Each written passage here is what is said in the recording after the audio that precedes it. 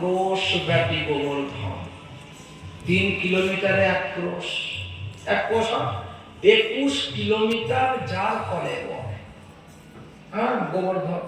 এবারে সখাদের বলছেন যমুনা একটু দূরে, বেশি নয়, এই 15-20 হাত দূরে যমুনা। বলছেন এই শোন, যে যে পাত্র ঘর থেকে এনেছি সেই পাত্রে করে যমুনা থেকে জল নিয়ে গোবর্ধন ভগবানকে চান করাও। কানুয়া, তুই যে বললি উদ্বৃত্ত খাবার নিয়ে যাব, নিয়ে যাবি তো? আরে জল বইতে হবে জানলে খুঁজে খুঁজে বাটি আনতাম, অত বড় আনতাম। যা যা কথা বলিস না তাড়াতাড়ি নিয়ে আয়। অত বড় পাত্রে জল এনারা আনতে পারেন? তবু কোন রকমে একাত্রি জল এনে নড়তে নড়তে কে পড়ে যান, কান ফুলে গেল, কানা ফুলে গেছে। আচ্ছা ঠিক আছে, যতটুকু আনলেন ঢেলে দেওয়া মাত্রই বাষ্প হয়ে যাচ্ছে। এবার বলছেন সব চোখ বন্ধ করো। সবাই চোখ বন্ধ করবে, করতে না করতে বলছেন এবার চোখ খোলো। যেই চোখ খুললেন, বাবা এ কি, গোবর্ধনের ভেতরে গঙ্গাকে প্রকট করে দিয়েছেন। মানসী গঙ্গা, মানে মন থেকে প্রকট করে দিলেন, তার নাম পড়ে গেল মানসী গঙ্গা। এখনো সবসময় বয়ে চলেছে মানসী গঙ্গা। এবার দুধ দিয়ে অভিষেক করলেন। গোবর্ধনের অনেক শিলা, যে কোনো শিলাকে যে রকম আকারের হোক, লম্বা চওড়া চ্যাপ্টা যে রকমই হোক, খালি তিলক চোখ কান শৃঙ্গার করে দিলেই যেন সাক্ষাৎ ব্রজেন্দ্র নন্দন। যিনি গোবর্ধন তিনি যশোদানন্দন, তিনি গিরিরাজ। তো নিজের নিজের পূজারী হয়েছে, হয়ে গেল। দুধ দিয়ে অভিষেক করে সুন্দর শৃঙ্গার করে দিলেন। এবার ভোগ লাগাচ্ছেন। পরে সখাতের চোখ তো এই ভোগের উপরে। হ্যাঁ, নন্দ বাবা ভাবছেন ছেলের কথা শুনে তো এরকম করলাম, কি জানি ইন্দ্র ভগবান আবার কি বুঝে, কি বোঝেন আর কি করেন, এইরকম ভাবছেন। তো বাবার সন্দেহ কাটানোর জন্য বাবার পাশে দাঁড়িয়ে আছেন, ব্রজবাসীর মাঝে কৃষ্ণ দাঁড়িয়ে আছেন, আর এক রূপে গোবর্ধন পর্বতের উপরে প্রকট হয়ে গেলেন। বলে গিরিরাজ মহারাজ কি জয়। যে রকম গোবর্ধনের কলে বড় 7 ক্রোশ প্রকট হয়েছে, সেই রকম বিশাল রূপে বসে আছেন উপরে। কৃষ্ণ বলছেন হে পিতাশ্রী, হে ব্রজবাসীগণ, দেখুন আপনাদের সেবা সাক্ষাৎ রূপে নেওয়ার জন্য গোবর্ধন ভগবান প্রকট হয়ে গেছেন। বলেই সাষ্টাঙ্গে দণ্ডবত নিজে নিজেকে প্রণাম করছেন। দেখে বাকি সবাই লম্বা হয়ে গেলেন।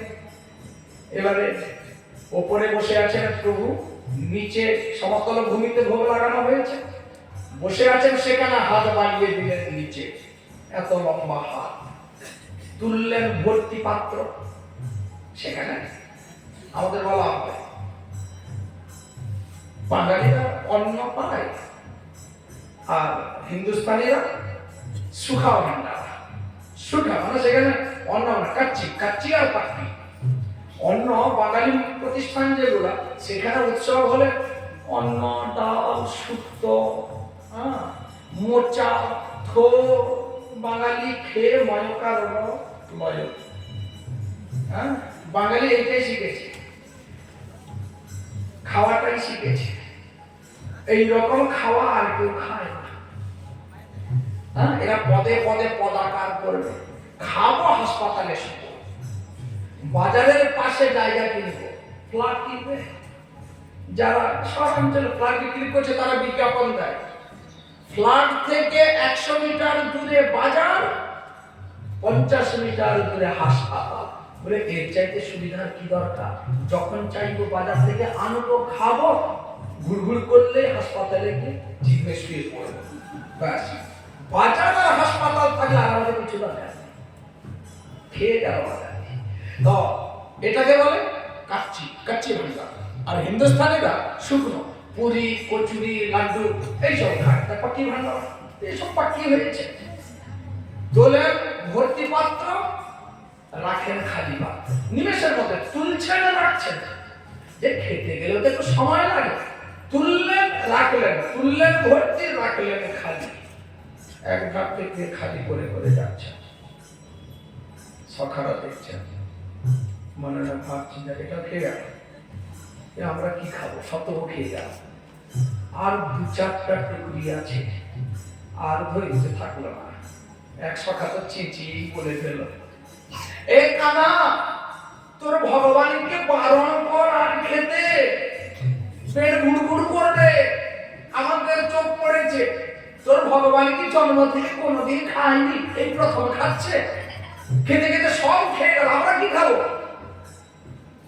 কৃষ্ণ বলছেন না, ভগবান খান না, না ভগবান খান না, খালি খালি করে, খান না তা খালি করছেন কি করে? এইসব ভগবান যখন খান তখন দেখতে নেই না, লজ্জা হবে তো, হ্যাঁ এত অল্প খেলে লজ্জা করবে না, না রে লজ্জা হয়, সে বুঝে যায়। চল আচ্ছা চলো না আমরা সবাই পরিক্রমা দিয়ে আসি, প্রভু এদিকে সেবা নিতে থাকুন, আমরা পরিক্রমা দিয়ে আসি। সকারা বলছে এমনিতেই তো খাবার লোক দেখিয়ে জল বাওয়ানি, তারপরে চোখের সামনে পাত্র খালি হয়ে যাচ্ছে, দেখার পরেও বলছিস না রে পানি, কি পাবো সে আমরা বুঝতে পারছি, তার উপরে আবার এই 21 কিলোমিটার হাঁটিয়ে পা ফুলিয়ে ছাড়বি, কাঁধে ফুলিয়েছিস, এবার পা ফোলাম, হ্যাঁ কিন্তু কারোর কথা ফেলা যায় না। চললেন পরিক্রমা দিতে, বৃন্দাবন জাহাজ লাল কি চাই।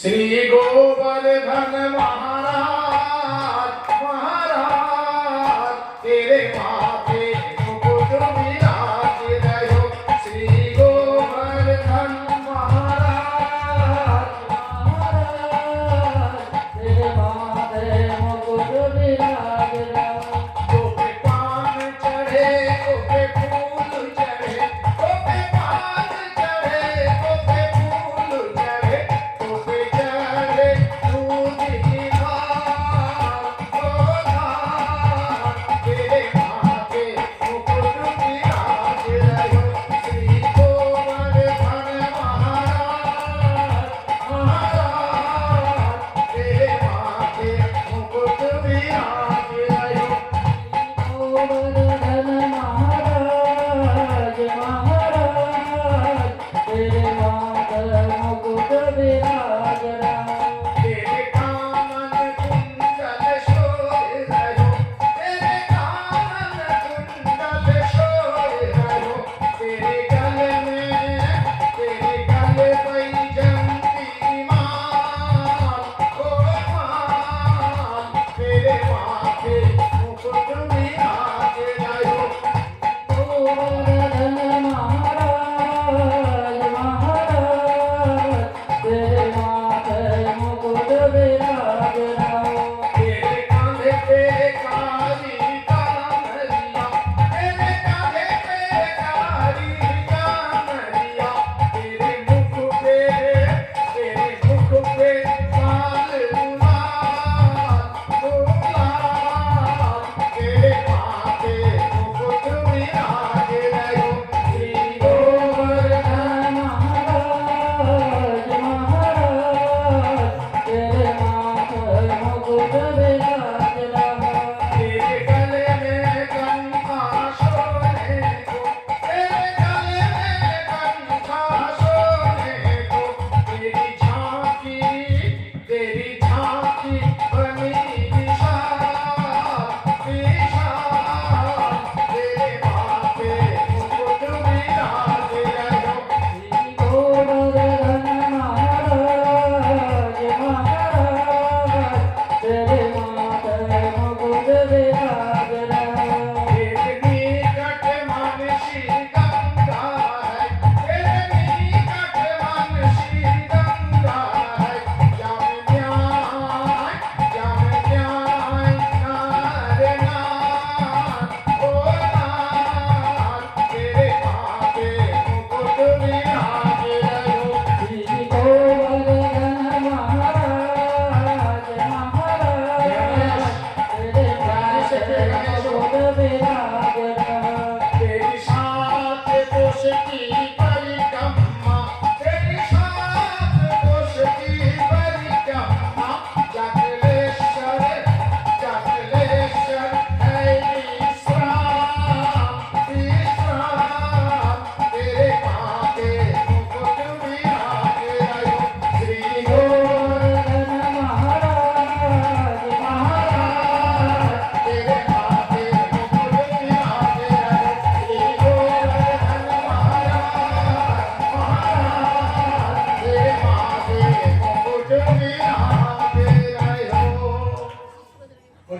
দিয়ে আবার যেখানে থেকে আরম্ভ করেছিলেন সেখানে পৌঁছে গেলেন।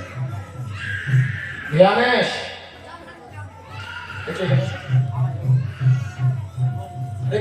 কানে কাটবো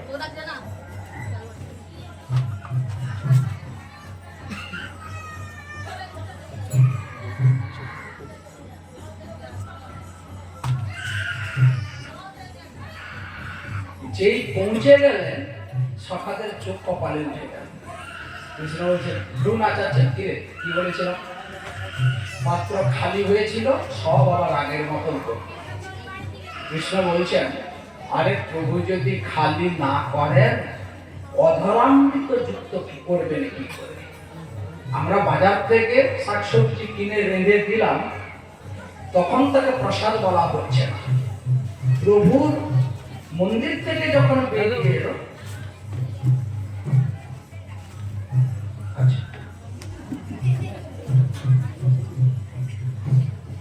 যে চুপচাপ থাকবে সেই পাবে, বুঝলি? তুই যখন চুপচাপ থাকবি পাবে। তো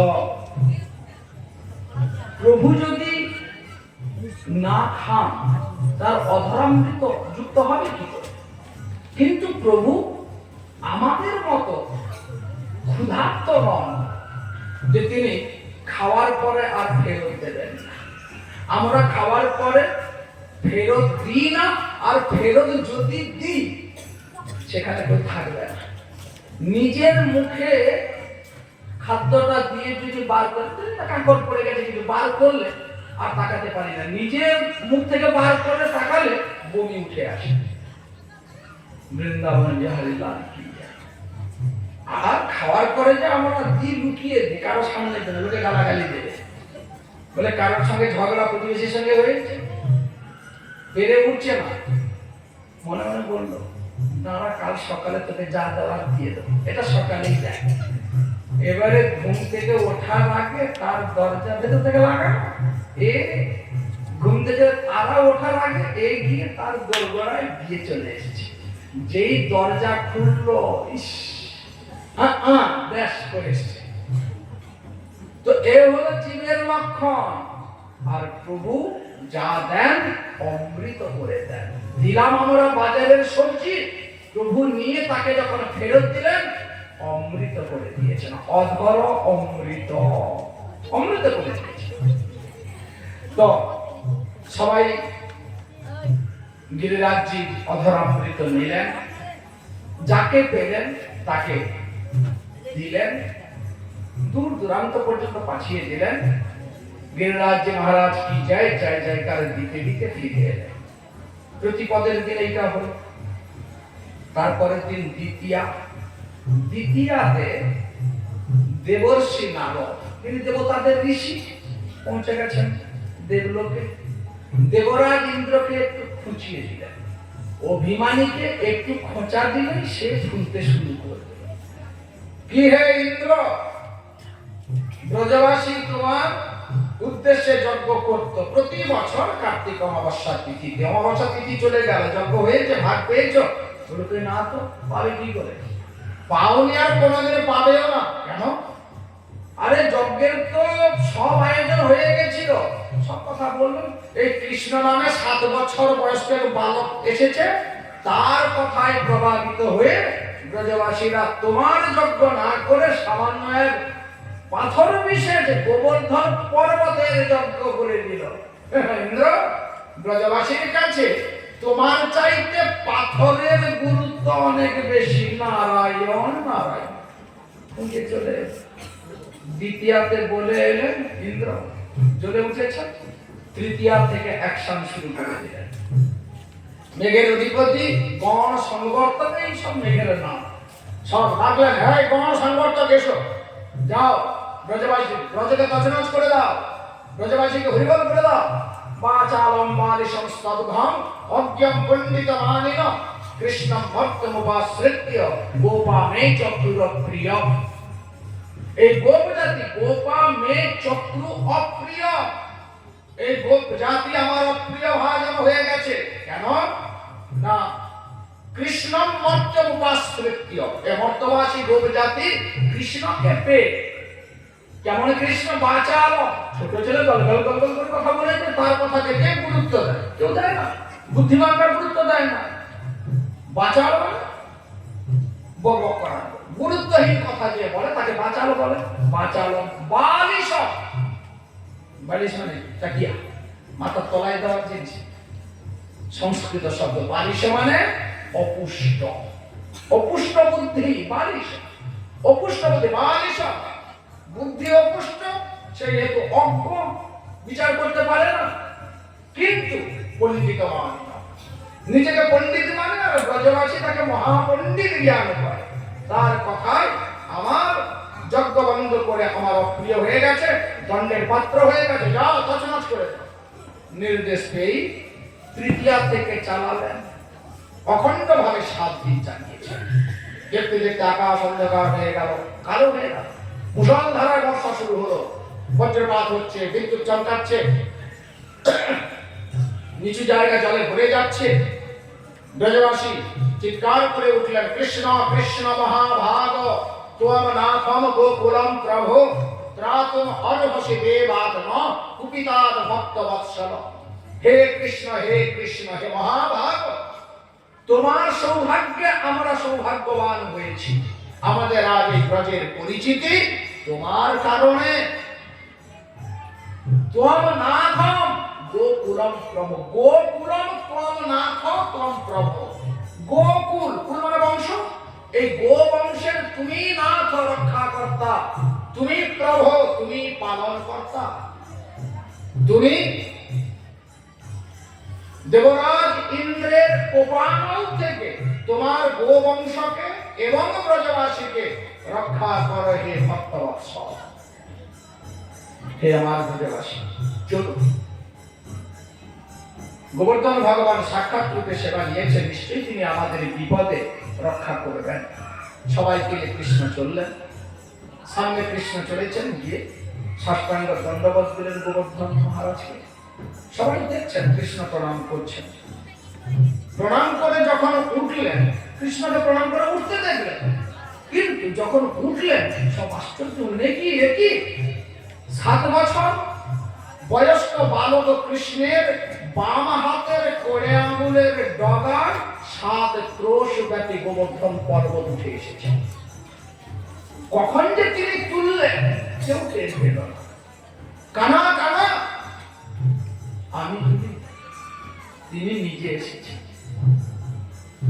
গোবর্ধন ভগবান নিজে আমার আঙুলের ডগায় এসেছেন। মা বলছেন, হ্যাঁ কানা, মানলাম তিনি নিজে এসেছেন, কিন্তু ধরে তো রেখেছিস তুই। না মা, আমি ধরি। তিনি নিজেই নিজেকে ধরে রেখেছেন, তিনি নিজেই নিজেকে ধরে রেখেছেন। ব্রজবাসীরা বুঝলেন, বলতে গোবর্ধন নিজে নিজেকে ধরে রেখেছেন, কিন্তু কৃষ্ণ মিথ্যা বলেননি। তিনি ঠিক বলেছেন কি, তিনি নিজেই নিজেকে ধরে রেখেছেন। মানে যাকে ধরেছেন সেই গোবর্ধন পর্বত, যে যিনি গোবর্ধনকে ধরেছেন তিনিও সেই একই, 2 অভিন্ন। তাই নিজে নিজেকে ধরে রেখেছেন। ইনারা বুঝলেন গোবর্ধনকে ধরে রেখেছেন। যার যেই ভাব সেই উত্তম, তবু তটস্থ বিচারে হয় তার কম। কৃষ্ণ বলছেন, হে ব্রজবাসীগণ, সবাই চলে আসুন, গোবর্ধনের পেটের ভেতরে চলে আসুন। জ্ঞানীরা মুক্তি পাওয়ার পরে ব্রহ্মতে বিলীন হন, ব্রহ্মের পেটে যান। আর ব্রজবাসী সশরীরে সজ্ঞানে গোবর্ধন ভগবানের পেটের তলায় চলে গেলেন। অখণ্ডভাবে 7 দিন 7 রাত গণ সংবর্তক দাপিয়ে বেড়ালেন, আর কৃষ্ণ পর্বতকে তুলে রাখলেন সব ব্রজবাসী গোবর্ধনের তলায়। সেই সবার মধ্যে গোপীরাও আছেন। কৃষ্ণ তো এইটাই চেয়েছিলেন যে গোপীরা আরো নিবিড় ভাবে আমাকে দর্শন করুক, যত দেখবে তত তাদের মনে আমার প্রতি আসক্তি তীব্র তীব্রতর হবে। 7 দিন পরে গণ সংবর্তক নিরাশ হয়ে ফিরে গেলেন ইন্দ্রের কাছে। ইন্দ্র বুঝে গেলেন ভুল জায়গায় ঢিল মারা হয়ে গেছে। যেই ফিরে গেলেন, মেঘেরা সূর্যের উদয় হলো, কৃষ্ণ বলছেন, হে আমার ব্রজবাসীগণ, বিপদ কেটে গেছে, এবার আপনারা নিজ নিজ স্থানে অবস্থান করুন। সবাই বেরিয়ে এলেন। যথাস্থানে গোবর্ধন পর্বতকে প্রতিস্থাপন করলেন। এক রূপে ব্রজবাসীর সাথে বাড়িয়ে এলেন, আর এক রূপে রয়ে গেলেন গোবর্ধনের কাছে। যতক্ষণে ইন্দ্র চলে গেছেন, দেবরাজ ইন্দ্র পদে পদে ভুল করেন, আর ভুল করলে একটাই ঠিকানা তিনি জানেন, সেইখানে পৌঁছে যান কি ব্রহ্মাজির কাছে। পিতামহ গোলমাল হয়ে গেছে। আর পিতামহ ব্রহ্মাজি তিনি বারে বারে প্রশ্রয় দেন। ব্রহ্মাজির কাছে আছে সুরভি, গো বংশের যে মূল, সমুদ্র মন্থন থেকে প্রকট হয়েছিলেন সুরভি। সুরভি, এই সুরভি হলেন গো বংশের মূল অস্তিত্ব, সেইখান থেকে সব এসেছে। তাকে দেবতা দৈত্য কেউ নিলেন, দৈত্যরা বলে আমরা ওইসব জিনিস খাই না, আমরা ময় দশটা ভয়াকার ওইটা পেলে একদম চেকাচেক বুঝলি। দেবতারা, তোমরা তো দুধ দই ঘি না হলে তোমাদের আবার হয় না, গ্যাস হয়। দুধ দই ঘি না খেলে দেবতাদের গ্যাস হয়, ঘুম হয় না। তো তোমরা না বলে আমরা খাবো, কিন্তু আমাদের গোয়াল ঘর নাই রাখা, তাই সুরভিকে আমরা নিতে পারবো না। দেবতা আমাদের স্বার্থ, আমরা খালি ফলটা নেবো, চাষ করো তোমরা, ফলটা নেবো আমরা বৃন্দাবনে হারি লাগে। তো কেউ যখন নিল না, তখন ব্রহ্মাজি নিয়ে গেলেন, বলে বেচারি যাবে কোথায়? তো সুরভি ব্রহ্মার কাছে ছিলেন। ইন্দ্র যেই পৌঁছালেন ব্রহ্মার কাছে, ব্রহ্মাকে বলছেন এরকম ঘটনা ঘটে গেছে। তো বলছেন যাও, সুরভির পিছু নাও। সুরভি যাচ্ছে প্রভুকে কৃতজ্ঞতা জানাতে। কেন না, তুমি তো গোবংশকে নির্বংশ করার জন্য কোনো চেষ্টা বাকি রাখোনি। কৃষ্ণ যদি রক্ষা না করতেন, এই গোবংশ অস্তিত্ব থাকতো, ও হয়ে যেত হইল। তাই কৃষ্ণের দ্বারা সুরভির বংশ সুরক্ষিত হয়েছে, তাই সুরভি কৃতজ্ঞতা জানাতে যাচ্ছে। তার পিছন ধরো এলেন ইন্দ্র। কৃষ্ণ এক রূপে তো আছেন গোবর্ধন পর্বতের কাছে, যার যেমন ভাব সেই রকম দেখে। ইন্দ্র বা সুরভি এনারা ব্রজ ভাবের ভাবুক নয়, তারা বলে ঐশ্বর্য ভাবের ভাবুক, ভগবান রূপে দেখতে চান। তাই কৃষ্ণ চতুর্ভুজ কৃষ্ণ রূপে দর্শন দিলেন। ইন্দ্র ক্ষমা চাইলেন, প্রভু না জেনে করে ফেলেছি।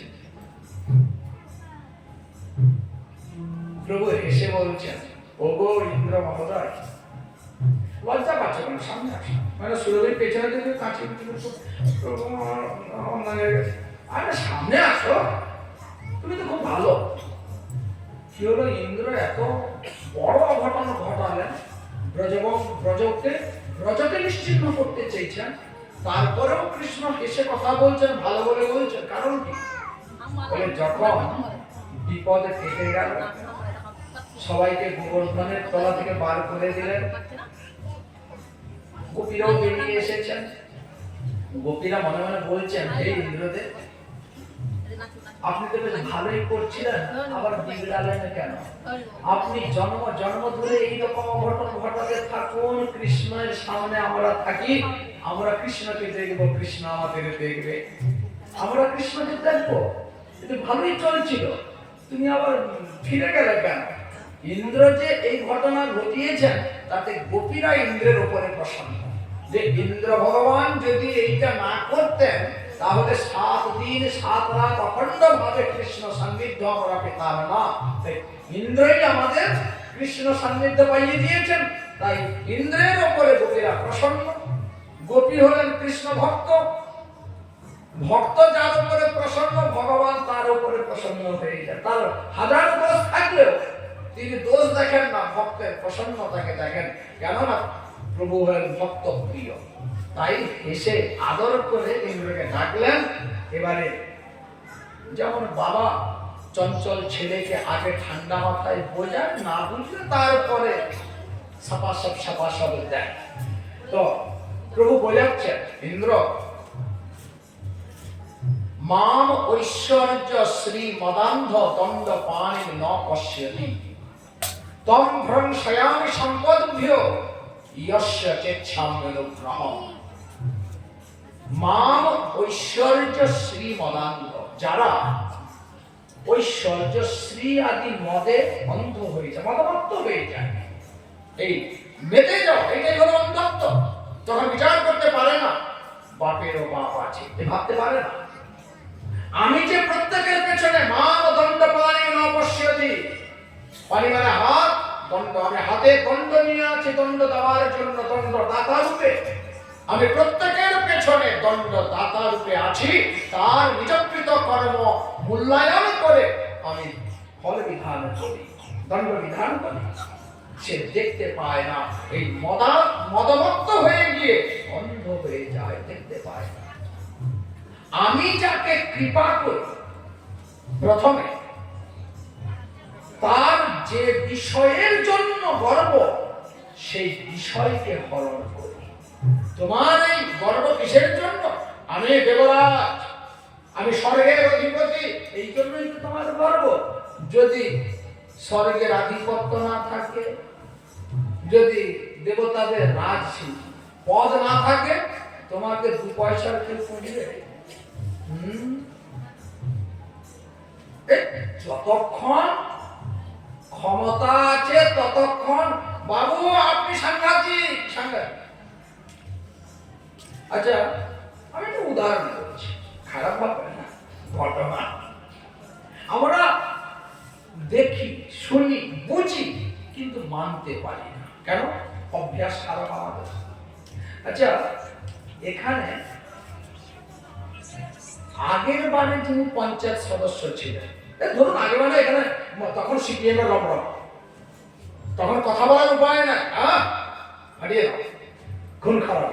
আচ্ছা বলো, তখন যারা দাপিয়ে বেড়াতো, যেই ক্ষমতা বদল হয়ে গেল, তখনকার পঞ্চায়েত সদস্য, পঞ্চায়েতের প্রধান, যদি তিনি আবার জামা বদল না করে থাকেন, বৃন্দাবনী হারিলাল, হ্যাঁ, কারণ যাদের জাত নয়, বেজাতওয়ালা যারা, আজ এক রঙের জামা, কাল আর এক রঙের জামা, এরা খালি বোঝে ক্ষমতায় থাকলে তবেই মধু পাওয়া যাবে, ক্ষমতা না থাকলে উই পোকায় ধরে নেবে। তাই তারা জামা বদলাতে সময় নেয় না। কিন্তু যারা জামা বদলায়নি বা বদলানোর সুযোগ পায়নি, তারা এখন ওই বিড়ি, পোড়া বিড়ি খেতে খেতে, আগে যেত বাইক সিগারেট ছাড়া খেত না, ফিনফিনে জামা কাপড়, দুনিয়ার মজদুর এক হও, কিন্তু নিজে আর মজদুরি করতো না, ওই মজুরদের সামনে রেখে এরা আইয়াসি করতো। এখন চলে গেছে লুঙ্গি আধা ফোল্ড করে নিয়ে প্লাস্টিকের থলেয়াতে বাজারে যায়, এটা 2 টাকা হবে না। কি হলো? সেদিনের রমরমা আজ নেই কেন? পদ নাই, তাই কেউ পৌঁছে না। সেদিন কত লোক ভিড় করে আসতো, ও আমার একটা সেই করে দেন, এই করুন সেই করুন, আজ কেউ যায় না। আজকে যারা আছে, কালকে যদি বদল হয়ে যায়, এদেরও সেই একই দশা। এইটাই নিয়ম। তাই প্রভু বলেছেন, ইন্দ্র তুমি এই পদের জন্যই সম্মান পাচ্ছ, কিন্তু তোমার সেই হুঁশ নাই, তুমি মদান্ধ হয়ে গেছো। পদ চলে গেলে তোমার কোনো মূল্য নাই, মূল্যহীন হয়ে যায়।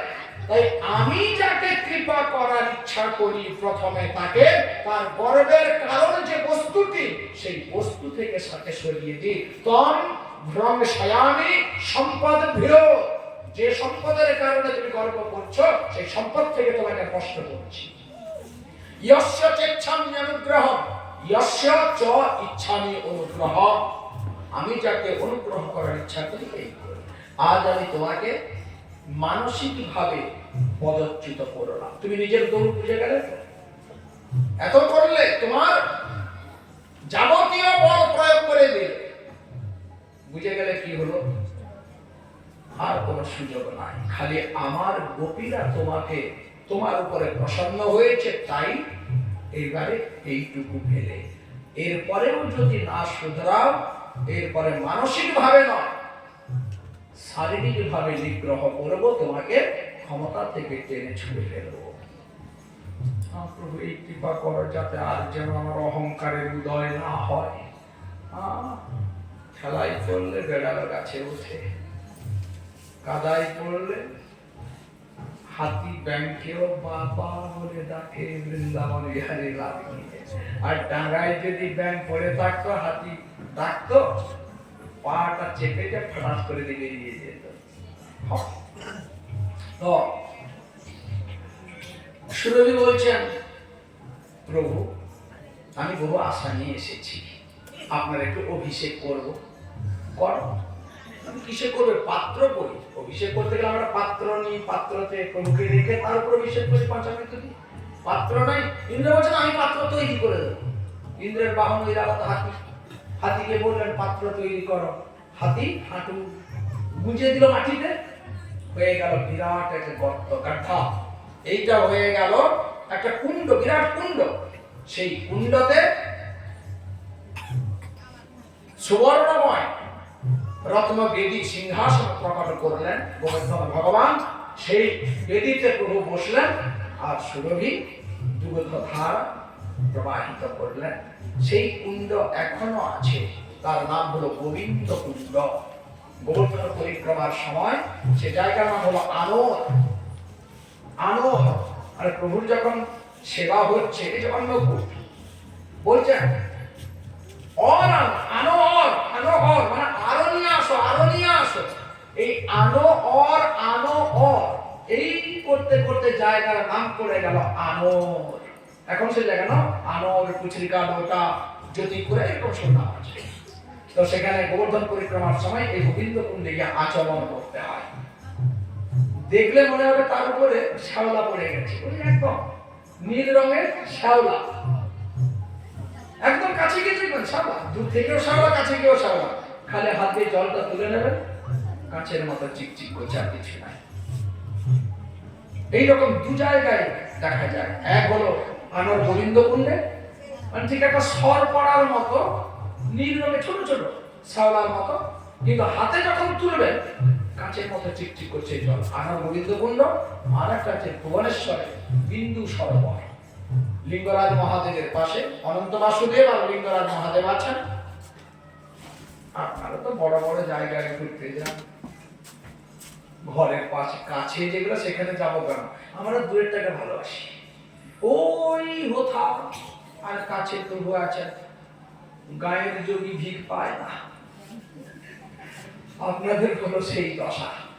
আপনাদের সামনে মিথ্যা মিথ্যাও যদি কেউ গোপ দাড়ি লাগিয়ে সেজে গুজে চলে আসে, ভিড় লেগে যায়। বাবা কত বড় সাধু এসেছেন দেখেছো, এত বড় দাড়ি। আর ভগবান যদি স্বাভাবিক ভাবে সাধারণ রূপে আসেন, আমরা গুরুত্ব দেব না। তাই কখনো পারলে এই বিন্দু সরোবরে যাবেন, ভুবনেশ্বরে লিঙ্গরাজ মহাদেব, যেখানে অন্ন ভোগ হয়। পাশে অনন্ত বাসুদেব। পুরীতে যে জগন্নাথ, পুরীতে যাওয়ার আগে তিনি এই ভুবনেশ্বরে ছিলেন। অনন্ত বাসুদেব নাম ছিল। এখানে মহাপ্রসাদ, যেরকম জগন্নাথ মন্দিরে মহাপ্রসাদ সবসময় বেরোচ্ছে, এখানেও 1 ঘন্টা অন্তর প্রভুর ভোগ হয়, আর সেই ভোগ আনন্দ বাজারে বেরিয়ে আসে। আনন্দ বাজারে এই জগন্নাথের ভোগ যায় লিঙ্গরাজ মহাদেবের কাছে। প্রভুর অধরামৃত। বৈষ্ণবরা শিবের প্রসাদ পান না। কথা যখন এলো হয়ে যাক, পান না। কেন পান না? শিবের পরিচয় কি? ভাগবতে বলছে, বৈষ্ণবানাম যথা শম্ভু।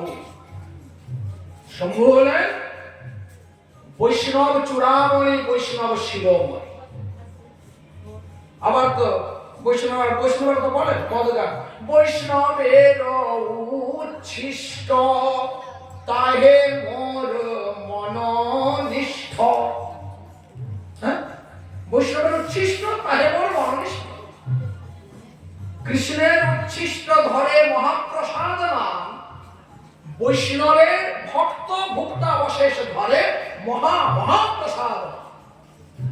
কৃষ্ণের উচ্ছিষ্ট মহাপ্রসাদ, আর সেই উচ্ছিষ্টে যখন ভক্ত বৈষ্ণব নেন, তখন সেই ভক্তের উচ্ছিষ্ট হয়ে যায় মহাপ্রসাদ। তো বৈষ্ণব চূড়ামণি শঙ্করজির উচ্ছিষ্ট কেন বৈষ্ণবরা পাবেন না? কে বলেছে শিবের প্রসাদ পান না, শিবের উচ্ছিষ্ট পান না? কে বলেন? কেউ বলে শিবের উচ্ছিষ্ট বৈষ্ণবরা পান না? বলে না। যারা বলে ওসব অকাল কুষ্মাণ্ডদের কথা মূল্যায়নের বিষয় নয়। এই লিঙ্গরাজ মহাদেবের উচ্ছিষ্ট মহাদেব তো বৈষ্ণবরা সেখানে অপেক্ষায় থাকেন, পাবেন। কিন্তু আমাদের এই যে শিব পুজো বা শিব মন্দিরে তারা পান না। এটা শিবের ভোগ নয়। বৈষ্ণব বা ভক্ত, বৈষ্ণব মানে তো ভক্ত, তারা কখনো প্রভুকে নিবেদন না করে পান না। অনিবেদিত বস্তু বৈষ্ণবরা নেন না, নিবেদন করে নেন। রাধারানীকে যদি ভোগ দেয় একসঙ্গে, কৃষ্ণকে আর রাধাকে যদি ভোগ সাজিয়ে দেওয়া হয়, রাধারানী ফিরে তাকাবেন না। কেন? তিনি কৃষ্ণের অধরামৃত নেবেন। তাই আগে কৃষ্ণের ভোগ হয়, তারপরে কৃষ্ণ উচ্ছিষ্ট রাধারানীকে নিবেদন করা হয়। ঠিক তেমনি শঙ্করজি বৈষ্ণব চূড়ামণি, তিনি কি করে অনিবেদিত বস্তু নেবেন? তাই দেখবেন এইগুলা বেশি রটিয়েছেন ব্রাহ্মণরা। খায় না, কালীর ভোগ খায় না, কারা রটিয়েছেন? আমরা পেলাম, জানলাম কোথেকে? ব্রাহ্মণদের থেকে। আবার এই ব্রাহ্মণদের জিজ্ঞেস করবেন, আপনারাও ঘরে কালী পুজো, শিব পুজো এসব করেন, শিবের রুদ্রাভিষেক এসব করেন। যে পুজোই হোক, কালী পুজো, দুর্গা পুজো, শীতলা, যে পুজোই হোক, ব্রাহ্মণ ঠাকুর আগে ঝোলা থেকে শালগ্রাম বার করবেন। শালগ্রাম নিয়ে আসেন, আগে শালগ্রামের পুজো করবেন। শালগ্রামকে নারায়ণকে যে ভোগ নিবেদন করেছে, নিবেদিত নৈবেদ্য, সেইটা নিবেদন করবেন। মা কালী হন, দুর্গা হন, শিব হন, যাই হন, নিবেদন করবেন। সেইটা পান বৈষ্ণবরা। কেন না? নিবেদিত বস্তু তারা দিলেন। আর যেটা শিবের কালীর এই যে ভোগ বলে চালানো হয়, এগুলা না শিব নিয়েছেন না কালী নিয়েছেন, নেননি। কে নিয়েছেন? তার অনুচর বর্গদের নিবেদন হয়েছে। মা কালী, আপনারা কালী মন্দিরে গেছেন? কালী মন্দিরের দুয়ারে দুদিকে কারা থাকেন? ডাকিনী শাকিনী থাকেন না? ডাকিনী শাকিনী কই জানতো? কৃষ্ণ মন্দিরে আছেন নাকি এইরকম?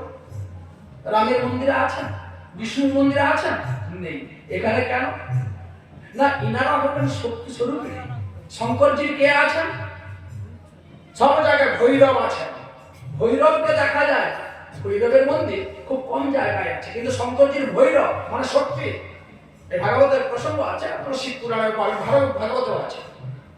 দক্ষ যজ্ঞ, শিবের শ্বশুর দক্ষ যজ্ঞের আয়োজন করলেন, শিবের সঙ্গে জামাইয়ের সঙ্গে শত্রুতা করে দিয়ে সেখানে মেয়ে পার্বতী, তখন সতী নাম ছিল, সতী মেয়ে আর জামাই শিবের সঙ্গে দ্বন্দ্ব করে অপমান করলেন। সতী সেই অপমান সইতে না পেরে নিজের দেহ ত্যাগ করলেন। এই খবর পেয়ে শঙ্করজি মহারাজ তার ভৈরবকে পাঠালেন, তার নাম হলো বীরভদ্র। শঙ্করজি কেশ থেকে, জটা থেকে কেশ তুললে ফেললেন, সঙ্গে সঙ্গে বেরিয়ে এলো তার ভৈরব। কাশীতে যাবেন, বাবা বিশ্বনাথের ভৈরব। জম্মু কাটরাতে যাবে, কাটরা, সেখানে মা বৈষ্ণোদেবী আছেন। বৈষ্ণোদেবীর পাশে শিব মন্দির, শিবের ভৈরব আছেন, মানে শক্তি। শিবের অনুচর কারা? ভূত, প্রেত, পিশাচ, এনারা হলেন শিবের অনুচর। তাই এদেরকে না খাওয়ালে এরা তৈরি থাকবে কি করে, বেঁচে থাকবে কি করে? তারা যে জিনিস খায়, তাই নারায়ণের বা বিষ্ণুর নৈবেদ্যতে তুলসী পাতা দিতে হয়। তখন এই ভূত প্রেতের নজর আর যায় না, কেন এনারা তুলসী পাতা